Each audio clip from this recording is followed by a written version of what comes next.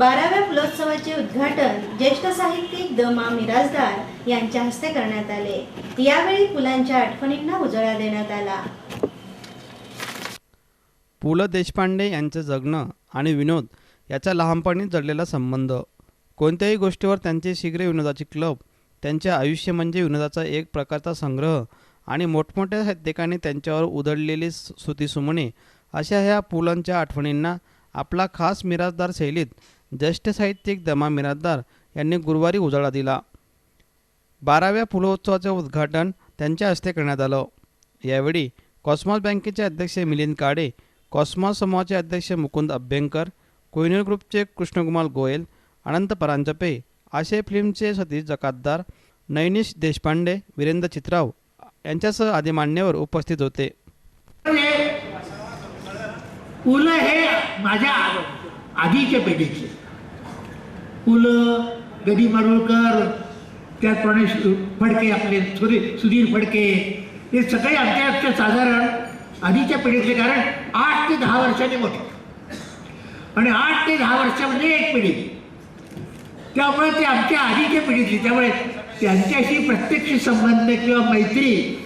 ही होण्याचा येण्याचा हा संबंध नव्हता, पण योगायोगाने आला। सुधीर फडक्यांच्या वेगळ्या कारणामुळे त्यांचा स्नेह जमला, गदी माडगूळकरांचा फार आणखीन जवळचा संबंध पडला ग्रामीण जीवनामुळे, चित्रपटामुळे। तसा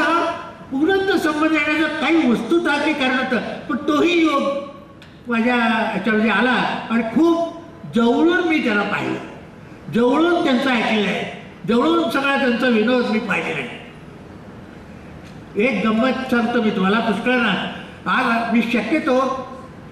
लोकांना माहीत नसलेल्या काही ज्या गोष्टी असतील असं सांगण्याचा प्रयत्न करणार आहे त्याच्यामध्ये। कारण पुलंने मला जेव्हा सांगितलेलं आहे, माझा निमित्ताने आमच्या गप्पा गोष्टी कधी कधी होत असत त्यावेळेला,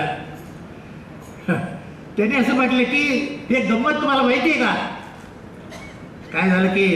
त्यावेळेला नांदेडला नाट्य संमेलन होतं,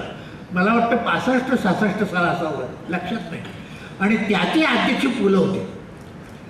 आणि आचार्य यात्रे त्या ठिकाणी आले होते मुद्दाम पु ल अध्यक्ष म्हटलं तर, आणि त्याला मी जिथे गेलो होतो त्या निमित्ताने पु लच्या बरोबर खूप गप्पा गोष्टी झाल्या आमच्या, कारण मी त्यावेळेला औरंगाबादला होतो, नांदेडला जाणं सोयीचं होतं, आणि त्यावेळेला खूप त्याने गोष्टी सांगितल्या, तर त्यांनी मला याच्यामध्ये पुष्कळदा गमती सांगितल्या की लहानपणी माझ्या बाबतीमध्ये फार गमतीच्या गोष्टी झाल्या। त्याने म्हटले, ते म्हटले मी असा पु ल का झालो, लेखक का झालो, अमुक का झालो, तर मी अमक्या ठिकाणी वाढलो, जन्मलो, आणि त्या भूत पार्ल्याला, आणि पार्ला हे ठिकाण असं मध्यमवर्गीयांचं होतं जिथे सांस्कृतिक वातावरण फार उत्तम होतं अतिशय, आणि त्या ठिकाणं माझ्यामध्ये साहित्य, संगीत, कला या सगळ्या गोष्टींची आवड आपोआपच निर्माण झाली। त्याने एका ठिकाणी म्हटले, मला असं वाटतं की यातला महत्त्वाचा जो भाग होता तो त्यावेळेला बदलत चाललेले समाजातले जे काही क्षण होते, बदलत चाललेली समाज रचना होती, सांस्कृतिक क्षेत्रामध्ये ज्या पद्धतीचे बदल होत होते त्या बदलांची दखल पुलोत्सवाने दरवेळेला घेतलेली आपल्याला दिसते। या ठिकाणी मला आज काही प्रेक्षक भेटले, गेल्या 12चे 12 पुलोत्सव ज्यांनी अनुभवले, ज्यांनी त्याचा संबंध आनंद मनमुरादपणे लुटला, असे प्रेक्षक देखील आज मला बाहेर भेटत होते,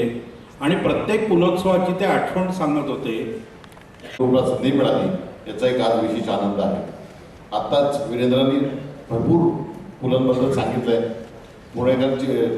पुलंची आणि पुणेकरांची नाळ फार पूर्वीपासून जोडली गेलेली आहे, आणि पु ल म्हटल्यानंतर साहित्य असेल, कला असेल, नाटक असेल, या सर्व गोष्टीमध्ये वेगळं पण त्यांचं जाणवतं, आणि म्हणूनच आदरणीय आपण आदरार्थी भाई म्हणून आपण त्यांना भाई म्हटल्यानंतर पु ल असं समीकरण होतं। आत्ताचं भाई म्हणजे तर वेगवेगळे नाव भाई म्हणून येतात, पण भाईंचं त्यावेळेचं नाव हे पु ल हे आदरार्थी होतं, आणि तीच आजपर्यंत त्यांची जी लोकप्रियता आहे ती घटलेली नाही आहे।